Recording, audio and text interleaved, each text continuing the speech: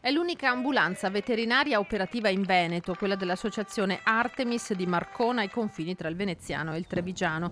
10 volontari sono rientrati da qualche giorno dalla Romagna, dalle zone alluvionate dove sono andati in aiuto di cani e gatti in pericolo di vita. Ci siamo presi giorni di ferie dai nostri lavori, ci siamo organizzati e partiti, però nonostante siamo arrivati verso il periodo finale, siamo arrivati a Conselice, che era la zona rossa del momento, e comunque nonostante tutto abbiamo fatto parecchi soccorsi, da cani che stavano annegando in giardini allagati fino addirittura a il recupero, ricerca e soccorso di cuccioli in un gattile a Medicina, che l'acqua era talmente tanto alta che neanche si toccava, quindi bisognava nuotare. Poi il posto era talmente tanto allagato che la ricerca e soccorso si è trasformata in soccorso di gatti, di cuccioli di gatto, se c'erano, che per fortuna non ce n'erano, erano già stati evacuati, e abbiamo creato 2 isole sicure dove poter dare del cibo, perché stavano per iniziare a breve i lavori di drenaggio del campo, e quindi per riuscire a farli mangiare quei gatti abbiamo lasciato 35 kg di crocchette in 2 isole facilmente raggiungibili. Infatti, come li abbiamo lasciati, sono arrivati tutti i gatti a mangiare, anche perché erano isolati da qualche giorno. La realtà di Marcone, che ha 5 anni, ha risposto a un appello delle associazioni animaliste romagnole, aprendo un conto corrente e una raccolta di cibo per animali.